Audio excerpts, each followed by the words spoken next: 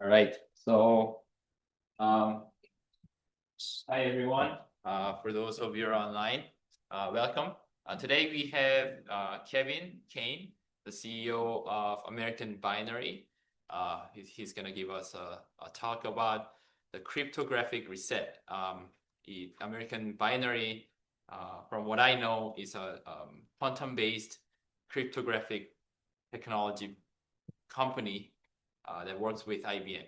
That's how much my knowledge goes. I turn over the floor to Kevin. So let's give him a welcome round of applause, please.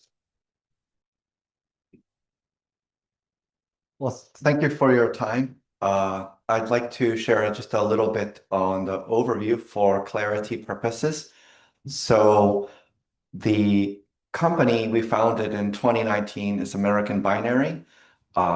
It is true that one of the largest companies in the world is an important partner for us, which is Oracle.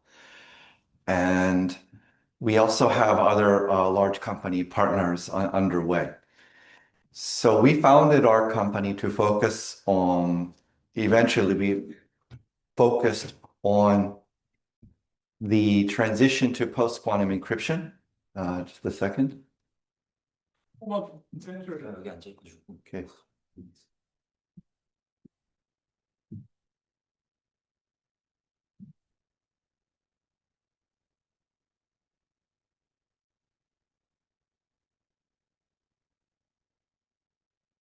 And with the founding of our company, we began building towards an NSA standard. Actually, we began building towards a solution before the NSA published a standard for what kind of encryption, what kind of cryptographic construction would survive decryption from a quantum computer. And I should figure out your slide there. Okay. So we are one of the first companies in the world to build a pure post-quantum solution. Those who are in encryption understand what that means. And as I get into the end of the presentation, I will come back to the beginning. Setting that stage of what we have done sort of establishes what allows us to speak confidently to the international problem. And I call it the cryptographic reset, rebuilding the security operating system of civilization. This is a very emotional title, but it's also very adept, very precise, and I personally believe zero hubris, zero exaggeration. Encryption is the foundation to the survival of any empire, nation, economy, or society. Without encryption, it's extremely difficult to expand and grow. The Roman Empire used encrypted ciphers to give orders to commanders across 3 continents so that they could receive secret messages in their orders that, if intercepted, could not have been read. This assisted in the management of the empire. These precedents, and also before the Roman Empire, but this precedent of using encryption, using ciphers, using secrecy to operate and manage a large institution, a large empire, a country, economy, or industrial company has been around for thousands of years. In 1945, we had an interesting event, which was the advent of computers. And Alan Turing and his team in the United Kingdom built a computer that decrypted the Nazi and the Axis powers, or the Nazi side of the Axis powers, encrypted ciphers. They could see what they were saying in those messages. And they could also identify the location of the German submarines by reading what was supposed to be a secret message. And by reading those messages, they could identify the location in the English Channel of the U-boats and sink them. And the Germans couldn't understand why their boats were all being sunken. That allowed Allied powers to safely cross the English Channel without concern for U-boats sinking their ships carrying soldiers over. Without that computer, without Alan Turing, Think about that. Without one man being born, D-Day may not have happened the way it did. Encryption is different from other industries. Encryption is not a commodity. The people who develop encryption are very rare individuals. Encryption is one of the most difficult science professions in history. There are only 1,500 members, I think, to IACR, the International Association of Cryptological Research in the world, out of about approximately, give or take, 200 countries, depending on the decade, depending on whether they are recognized or not. Out of 8 billion people, there's only 1,500 people who show themselves competent enough to develop or contribute to encryption. That means in the world, if you estimate, let's say we have, I don't know the number, 20 million PhDs, only 1,500 either show passion for this space or show the aptitude to contribute to it. I cannot stress how difficult encryption is. It is also a level of responsibility unlike any other field. If you are wrong in your math, in your encryption you adopt, it can be the end of your country. And countries end once. They don't end twice. And it was the end of the Germans because their encryption was read. It was decrypted through an innovation. Through an innovation the Germans did not anticipate. That is another interesting, complicated aspect of encryption, is that unexpected innovations can result in none of the encryption being secret anymore. Which really we'll get to, brings me to the purpose of my presentation today. An unexpected innovation just is happening in front of the world, and that is quantum computing. We are what they call the quantum inflection point. I'd like to tell you a little bit of story. 7 years ago, we founded American Binary. By that summer, within 6 to 9 months, we were really focused on building a network protocol that used post-quantum encryption. That is before the institutional standard bodies approved it. That is before the United States NSA said we have to use it, and before they defined the requirements on how to use this new encryption called post-quantum encryption. So in an era of quantum computing, post implies after, right? So post-quantum, after quantum computing, we need new math, new methods in encryption that a quantum computer cannot be used to break. How can a quantum computer break encryption? What does that mean? It's not actually mysterious. Quantum computers are very good at solving certain types of problems. So you can look at it like an algorithm. You're going to reduce search space. You can do that many different ways, or you're going to factor a large integer faster. You can approach this many different ways. Many of the algorithms out there that can be used to solve problems that can break encryption are generally all known. And what is also known is what happens when you speed them up. Quantum computers will speed up algorithms in ways that will solve problems that would otherwise take all of the world's compute 1,000 years, but they will do it in hours or weeks, which means the assumptions that the world used to put the world economy over the internet and secure its privacy, those assumptions are all gone. Can anyone guess how many years we have before much of the market believe quantum computers can break that encryption that secures the world economy? We have 5 years, and it's all over.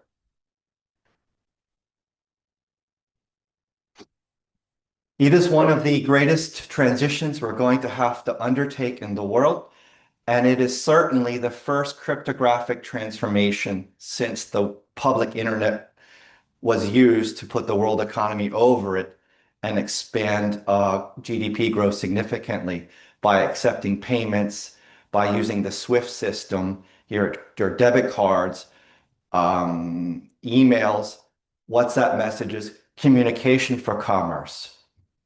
It was not anticipated, or I think it was not anticipated 30 years ago, the encryption that is used to put the world economy over the internet would be broken. And yet here we are, just like with Alan Turing, an unexpected innovation. What is different this time than in World War II is everyone knows that it's here and coming. So instead of it being used by one country to make a war against another, it is now a threat to our civilization across the whole world, multiple civilizations, and their economic survival. It does have a battlefield, just like World War II. There is one country right next door to Korea that has to be mentioned on this topic, which is China. And that is their choice for forcing the hand of the world to mention them. They have chosen to record the network traffic of every packet from every device over their network for approximately 15 years, which means they have a recorded history of every message, every diplomatic cable from the Korean embassy to Beijing, every Samsung executive message to a factory in China, every science researcher from Korea visiting China who goes to his hotel and has an idea, writes the idea and sends it back to KAIST. The Chinese government have that recorded. Why did they record that? They're recording it because they will go back and read it unencrypted when they complete their quantum computer. And they're going to steal your intellectual property. They're going to blackmail your executives.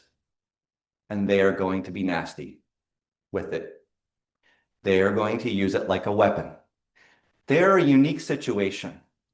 They publish papers frequently showing the world that they want to try to come up with an algorithm as soon as possible to break RSA. RSA is standard encryption used often in finance. When you use JP Morgan, you would get a key or an RSA key you have to use to log into your commercial account. The Chinese government is investing a lot of money, billions of dollars, just to break that key. So they're trying to break the key publicly, publishing, they want to break the key that all of us rely on for the financial system. Not only that, it is proliferating like nuclear weapons on this race to develop that capability. The world has to respond. It cannot just be one country who has that capability.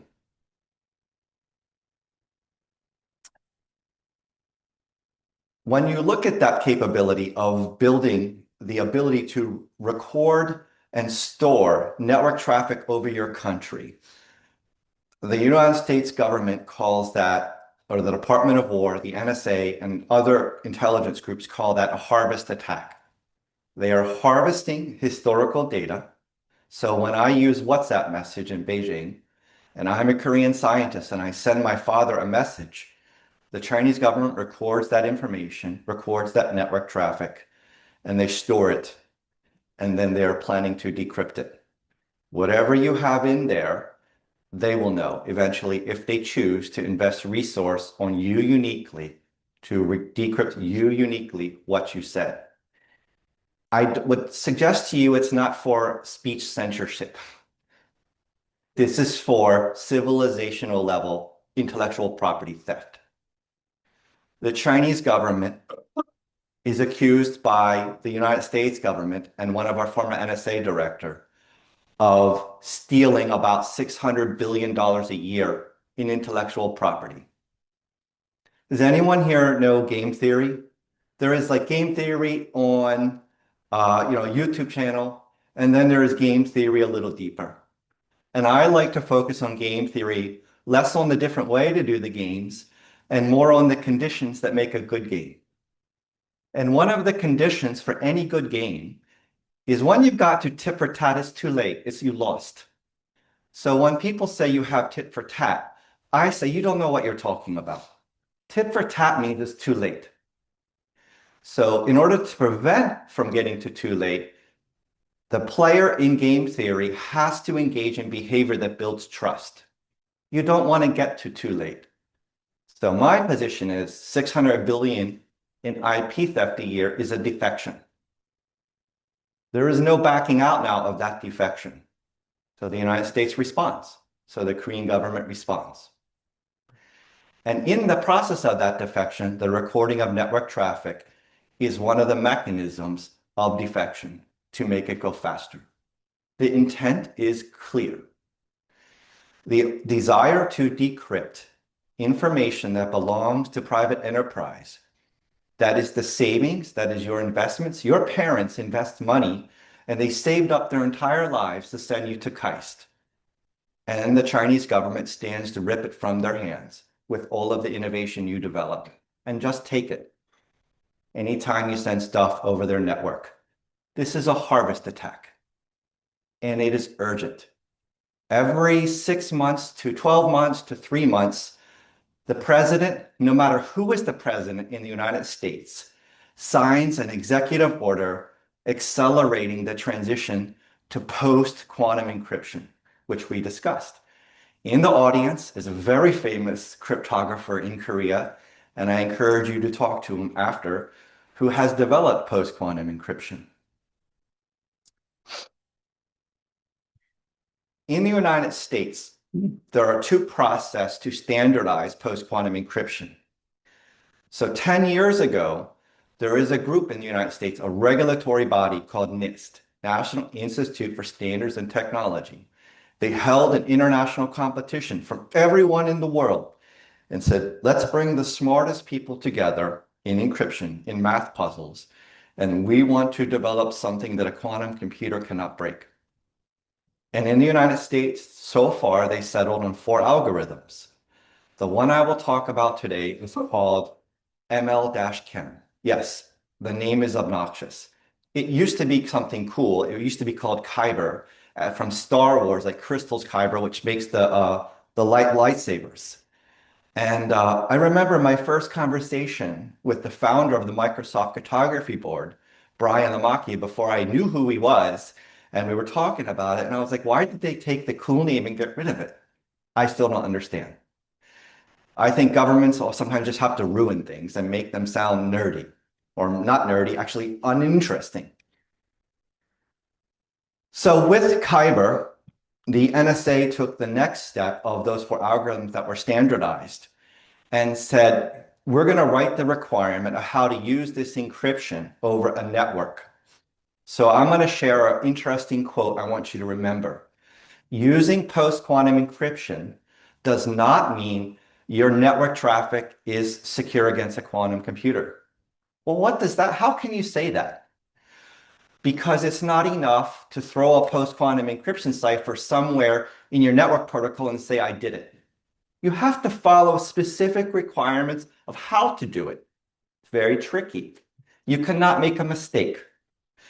So the NIST standardized the algorithms, and then the NSA said how to use them in the correct way. If we don't do that in the US, we'll have all kinds of, pardon my language, all kinds of idiots selling snake oil, making stuff up, wrapping things, doing all kinds of things that are just not standard, and selling it to companies because my friend works there. And meanwhile, 10 years later, all their intellectual property is gone because short-term thinkers don't care. So long-term thinkers like NIST, the NSA, this professor here, the Korean government, have to guard all of us against the short-term thinkers by writing a standard that is painful sometimes to meet, not comfortable, and cost financial resource to force them to plan long-term, like a teenager forcing them to eat vegetables. Okay? So the NSA standard says there are 4 components you have to send information over the internet, and it cannot be decrypted when you're in Beijing. So the first is authentication. So I have to authenticate who you are and me so that when I send you a key, that to unlock what I'm going to send you, I know it's you. And the second part is the key exchange. I have to exchange the private key. I have to give it to you so you can unlock it. The third is hashing, and then the fourth is a bulk encryption. So the good news is AES 256 is standard encryption, and it's still good. There is an argument to be made that AES 256 is the base starting point of what is post-quantum. AES 256 has limited use cases, and it does not allow the world to transfer to post-quantum encryption just by using that for everything. And there is also a saying in special operations in the United States, which, as you saw with Modero, they're pretty good at what they do. And they have a saying, one is none, and two is one. If you only have one solution to a problem, you have no solution. You must always have two, or three, or four. So you have these four components. And the problem is the NSA's, our understanding, I don't speak for the NSA. I have my understanding of that. My understanding of the NSA's position is that they will leave it to the private sector to develop the key exchange part. There is no solution open source right now of a working post-quantum key exchange that meets the NSA requirement and also operates over a mobile network. Doesn't exist. And our understanding of their position is the private sector is very good at innovation. Look at SpaceX, outclassing NASA at every turn. Private sector can do it, which led to the innovation of my company. So our understanding, and I can be wrong, we built the world's first post-quantum key exchange using the NSA and this standardized algorithm, MLChem 1024 byte, with meeting all the NSA requirement across the board. Now, a person can go do that, but what will not happen is it will not operate over mobile phones, because the cryptographic construction, the sum byte size, is so large, you are several thousand bytes over a technical term called MTU. So currently you should be targeting about 1450 MTU. If you're at 1650, you can't send traffic over mobile internet. So my company filed patents, and we developed a way to cut 4,000 bytes off. So it's sort of like getting a tank to fly. It wasn't thought to be possible, going back to unexpected innovations. So we developed an unexpected innovation that allowed me in my phone right now to, in Korea, be using, let me see if I can do this.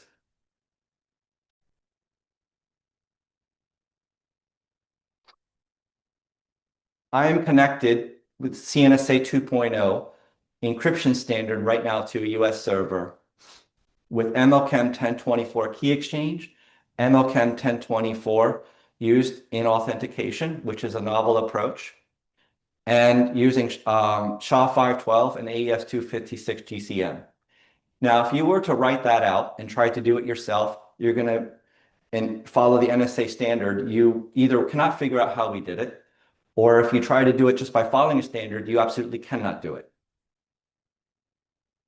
And it was this obsession on CNSA 2.0 that sort of led my company and me and my team and my CTO and COO and CCO of, I don't like anytime someone calls himself an expert, I get annoyed. That's not something we say about ourselves. That's something someone else gives to us. So I won't say we're experts. I'll just say we know a little bit about CNSA 2.0, and we know a little bit about encryption. And especially we know a little bit about encryption applied. We know a little bit about encryption and networking. And so with that, we will get to a little bit more detail. In CNSA 2.0, you can sort of visualize it like that. And I encourage you to go to Google and search CNSA 2.0, and you will get an NSA website, and there you can get the requirement. Just yesterday in a talk in DC, one of the senior technical directors of the NSA said CNSA 2.0 could survive a military strike. It's a very high standard to meet. And Korea, I understand, is in the process of forming their versions of this. There are two approaches. One is called the hybrid method. So we will use an existing classical key exchange, the Diffie-Hellman key exchange. Interestingly, anyone who really works in encryption knows these people, Whitfield Diffie and Martin Hellman. I've actually been to Martin Hellman's house and had coffee with him. He wrote an interesting book about his relationship with his wife. And he will talk about conflict resolution. He's an incredible genius. I have often found those kind of geniuses have many interests other than the one they're good at. He also likes to talk about world affairs. And similarly, Whitfield Diffie is still very active and he goes to the cryptography meetings. He's got long white hair and this is being recorded, so I won't say, but he looks like a wizard. And it's a really endearing, he's a genius. So if you follow the hybrid method using their key exchange, that's a classical key exchange. It's generally accepted in the cryptography community that that will survive a quantum computer. But it's also the position of many cryptographers that it is transitional technology. Eventually, within 5 years, we should abandon that and build one that uses post-quantum encryption. So my company did the work of 5 years later today. So we're a little bit ahead, I think, anyway, I hope so. And we have the solution we're supposed to have 5 years later today operating, and I just showed you operating over a Korean network. And if you would like, I can set you up to try our VPN. It's not that I'm here to sell my product, it's that I'm here to show you technology and science. I think that we have to move beyond theory and encryption because we have less than 5 years before quantum computers are breaking RSA keys. You can only pontificate on what would be the impact if a wealth management firm that hosts, let's say, 50 billion of private wealth in it, and someone starts breaking RSA keys to private information and putting it on Reddit Wall Street bets. How does the market react to that? Do the customers leave the bank? Are they going to wait for forensics to learn that the hybrid method was still secure? Or are they just going to, as a matter of anxiety, not leave their savings there? Which is why we also advocate for the pure post-quantum method. There is also the business case. Customers want certainty, and they do not want uncertainty. And including classical encryption is a form of uncertainty, even if the scientists and the cryptographers say, will it still work? Tell that to a 35-year-old who just sold a company for $10 million that it still works. I'm not sure you're going to persuade them. Which is why also we advocate for CNSA 2.0, just like the NSA, which, by the way, has been around for more than 70 years. And I will address a funny comment. I was a speaker about 4 years ago at a conference called South by Southwest. And I've never worked for the NSA or the intelligence community. I'm an entrepreneur. This is my third company. I'm a very passionate person when I find a problem, and I'm very passionate about the future. In the 3rd grade, I went to space camp. I lived in a $40,000 house. My parents were poor, but they sent me to space camp because I loved space. I love the future. And when I learned personally of this problem, I was like, there's no future. It's all going to unwind. We're going to go backwards. So I became obsessed, as did my team. And in light of that, I encourage you to use our VPN and try it out. And I encourage you to join and be a part of your cryptography community. Because frankly, the world's on fire right now, and it's about to get a lot worse. Speaking of that, yesterday I was talking with a particle physicist friend of mine in Korea, who for 30 years has worked in your technology sector as CTOs at much of your major companies. And it was like, why am I in Korea? What is the purpose of being here? And one of them is when I lived in Korea, 옛날에 한국어 열심히 공부하는데, 지금 공부한 시간 별로 없으니까, so 영어, I really want to speak English, but I also can speak Korean. And I have a chance of getting my Korean wrong, but I have a master's from your national school, 서울대학교 대학원 졸업했어요. And Korea really impressed me. And there was a term I heard from a former intelligence executive, and the term was serious people. He said, the world is short of serious people today. They want to add bullets to their resume. They want to get a bonus so they can buy a boat. These are not serious people. Serious people look in the dark void of danger ahead and don't look away. They don't hide in their boats. They don't hide in their end-of-the-year bonuses. They look at the darkest problems and say, that's mine. And if we're not that, We're not a serious person. But you know what's interesting about Korea? I always try to tell Americans, Korean people wake up every single day and not one day goes by where they don't think about China once. Not one day goes by do they not think about the Korean economy once. This does not exist in the US. You can live your life and never think about these things. Korea is interesting because Koreans are serious people every single day. And that is why I am here, because we need your help. And I'll leave with that. And questions, of course. Looks like your solution is for the everyday usage or for the thing that matter relating to the national security. So, interesting question. The battlefield is not just national security networks. The battlefield is the private sector. It's intellectual property, right? No war is like the past, just like no financial crisis is like the past. And I think it's the position of many people, the next war will be attacking companies and attacking financial networks. You could imagine if a certain country invades an island, they could make the other country unable to respond by collapsing their financial system, by causing capital flight. You know, a lot of people don't know Asian history in the West. I always tell them in the 1997 financial crisis, as like Americans cannot imagine what it's like to have the dollar worth nothing. Koreans know what that's like. You can imagine, you could engineer a circumstance where you stimulate capital flight. And the problem is once capital leaves, getting it to come back is very difficult, right? So you could potentially use decryption capabilities to stimulate capital flight. What country can respond if they have no money? It most definitely will be in the next war, using quantum computing to decrypt stuff. And so we have to secure the private sector to prevent them from being vulnerable in that war. And we sell it to private companies. In fact, we have private companies are faster adopters right now than government.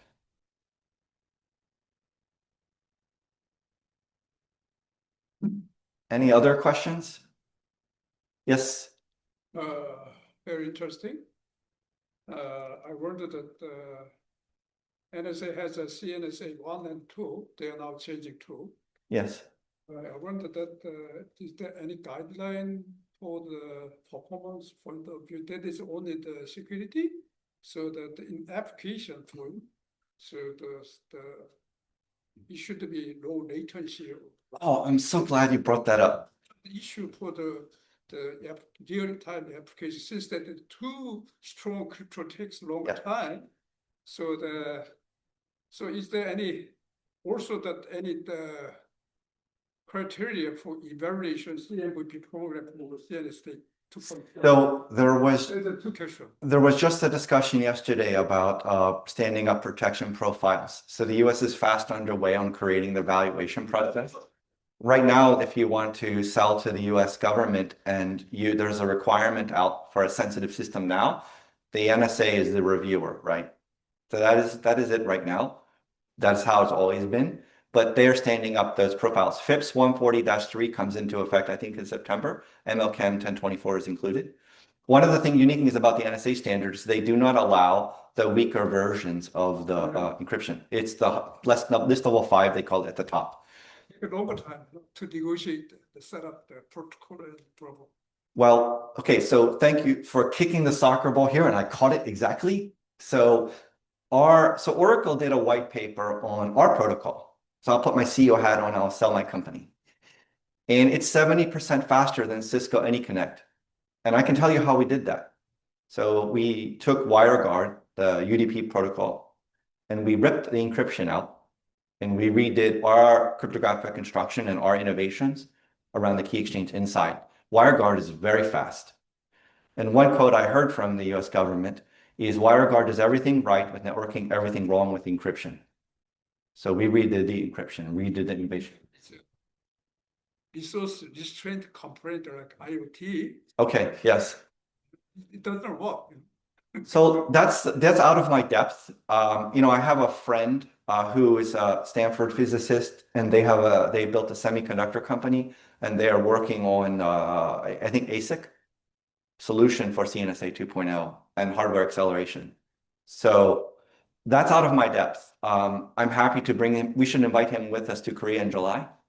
And I'm sure there are companies here working on that. In fact, that company's in the Korean market, but that's out of my area. But the terms of CNSA Yes. is a kind of very mismatched to me, that CNSA is a commercial security, but for top security, that's the mismatch, Commercial means lower than Okay. top security. You should be careful to select the terms of the CNSA is very weird. CNSA is for the top security in US government, not in the world. So it seems to me, right? I mean, if you ask me, I built a business around CNSA 2.0. I think it should be in the commercial sector. I think if I were a Pfizer scientist and I developed a magical cure for all cancer, right? I want a classified level of, security around that because it's probably worth more than some classified secrets. So think about this from the person who can, there's a company in the United States in clinical trials that you can extend dogs' lives. It's in clinical trials. You put your dog on the drug and it will literally live longer. Imagine if you develop a drug with a modified CRISPR that targets certain genes and it doesn't degrade and humans live 30 years longer, right? And you're a Korean scientist and you develop that, right? And you stand on a hill and you say to your neighbor country, you have to become a democracy and you can live 30 years longer. The power of technology is very unique now, and you should protect it with the same vigilance as a classified system, which is why I advocate using CNSA 2.0. But your application in CNSA is only focused on this level top 5, Yes. So, but this recommend 5 levels from 1, 2, 3, 4. Yes. Right. But in the commercial market, I believe they are using level 1. Level 1 is sufficient. So in the conflict side point, that CNA is very limited the market, I believe. Okay, so this is other side is much bigger than the CNSA market. That's a very interesting perspective, and probably I'm not qualified to technically challenge that. I listen to the cryptographer discussions, and there's certain consensus that like the NIST level 3 is fine, right? For let's say MLChem 1024. But then there is also the market perspective. Me as a customer, if I have a choice between an asset manager that secures with NIST level 5 and NIST level 3, and I don't know anything about encryption, I'm just going to pick 5 because it sounds more secure. I think that people want peace of mind. And so you could invert it and say the best technology in terms of latency and speed is, let's say, NIST level 3, but the best technology doesn't always win either. Sometimes it's what the customer demands. And absolutely, there is a market for it. But it's my conviction that from a peace of mind perspective, people will just default go for the higher standard, because who wants to go to bed at night and for 10 seconds just wonder for a second or have to ask ChatGPT the difference between this level 3 and 5? Just my opinion. I can't believe I just had an argument with one of the most famous cryptographers. I know, I'm teasing. I'm just teasing. Yeah, I know. But I did have several famous ones in Taipei. I will tell you, the cryptography community is incredible. A very low ego sometimes, but the egos they're fun. They're not mean people. They're literally walking among giants when you are in that community. It's such an honor to be among them. I think some of my favorite part of my job is being around these people. I just cannot. Like I tell my CTO, he's like a Google. I don't have to Google. I just ask him about anything you can think of. It's incredible. Thank you for coming. By the way, so you don't know, that's one of those people. Just a visitor.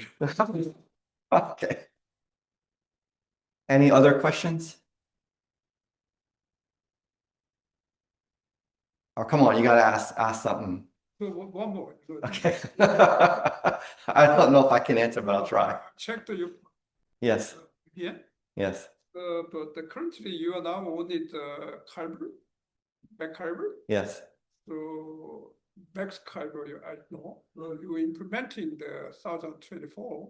Yes. So why don't you try to delete it? You are only the implement key exchange. So why don't you try to implement this signature? So I can have a conversation with our CTO. I believe that we authenticate with MLCAM operations. That allows us to operate over mobile because we don't. You are not interested in the key exchange protocol. We by removing that, we can send it over mobile because we don't have the extra larger bytes. So from a practical engineering perspective, there is like the academic side, and then there is the what's going to work in the protocol. And one of the things that we learned in engineering is that when we see the companies in the US and they say CNSA 2.0, we say, what is your plan? Oh, it's a roadmap. I'm like, okay, well, wait till you hit reality. It's going to be like concrete on a skateboard on your face. The engineering will be extremely difficult. And then the other challenge I've learned in building companies for over a decade is getting engineers at that level of ability to work together and not kill each other is also its own challenge. Talent at that level to work together is a gift. Fortunately, we are only successful because we have a team that get along. I have not always in my life had teams that get along. And in 6 months, if they don't get along, the whole company fails. And so you cannot just hire smart people to this problem. They have to have like a long rapport working together because the engineering is so difficult. We spent 9 months on QA just on the client side. It's really difficult work. Difficult. I gained weight from it. And I'm not even doing the engineering. Any more questions? Ask the controversial one, ask the fun ones. You can ask about my experience building companies. You can ask Korea, whatever you'd like. So it's like your firm has provided the product which is fitted with the U.S. government's protocol.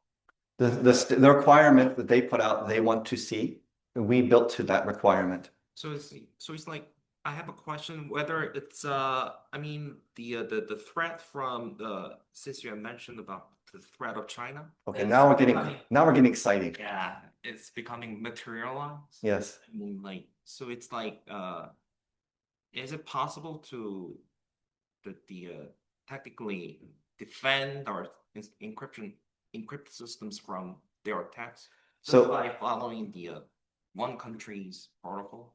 Well, Korea's is pretty close to the same standard. The cryptography community in the world have similar agreement. So there might be some variance, like whether it's NIST level 3 or 5, or whether it's a different lattice algorithm based, but there's general agreement.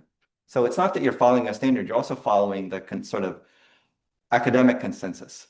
Now, there's always disagreement in academic consensus, just like there was Moderna and there was Pfizer for COVID, right? There's always a little difference, but generally they do the same things. So, but in this case, the NSA went out boldly and came out and put it out. So then when you have to build a business around something clear. And I always tell customers, if your data is ever decrypted and legal comes to you or your board comes to the CEO and says, what steps did you take to prepare for this day? What did you take to prevent this? And they say, this really smart person who said they know what is best told me that this would work. Your legal defense is terrible. If you said, I followed a standard that was published by the NSA, the lawyer is going to say, okay, this is a starting point for a defense. You're showing reasonable judgment. You're showing measurable, quantifiable things that in the court can have some requirements and specific things that can be measured. If it's just a smart person's opinion, it cannot be measured. That's why we have peer review. That's why we have ISO standards. You have to follow standards or your legal defense is terrible. And the NSA was early on this standard. And then also, we built a company and we want to be different. If you just build a company to sell post-quantum encryption, if I'm a VC, I say, don't give them any money. I think if you're a VC and you turn away 95% of the companies that have quantum or post-quantum, you're probably doing a good thing for your shareholders, for your LPs, your GPs, right?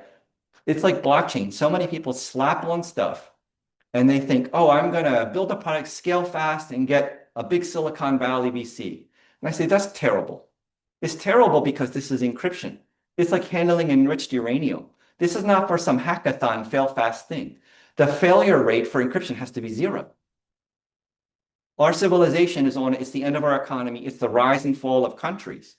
There is no room for funny stuff in this business, which is why the IACR has a very good community of peer review and cryptographers who are very serious people and discuss this stuff in detail, like the gentleman behind you.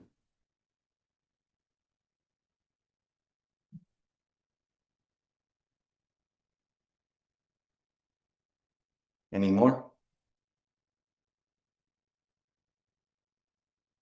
Any jokes? No. I will have a joke for you. So I noticed that when I came in here, it was very difficult to get here. And I was like, this is like a cipher in itself, finding this room. I think if you go to school here and someone follows you and they're not from here, they will get lost after the second hallway very quickly. So I don't know. You don't find that funny. I do. It's a puzzle. Puzzles can be a cipher. All right, well, thank you for your time. I hope to get you to be interested in post-quantum encryption to contribute to your country and the continuity of your civilization. And also all your parents' investments depend upon the ability of your companies and your country to securely ensure the safety of that money in your financial system. So please be involved in encryption and learn how to get involved with the IACR. And you can start with the gentleman behind you if he's not too busy. There will be other people as well. Thank you very much for coming to give me the Thank you. talk. Thank you.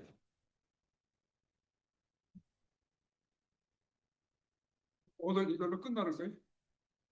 내일 끝나는 거예요? 알겠습니다. 아니 제가 필요하면은 제가 연구를 발표해 줄 경우도 있는데 뭐 바쁘시면 저희가 다음에 따로 한번 가겠습니다. 난 이 친구 때문에 왔는데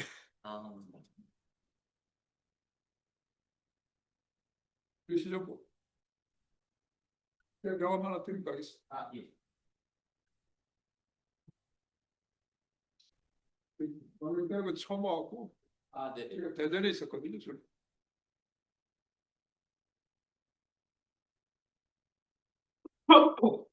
Can we take a picture? Come on. Put the cryptographer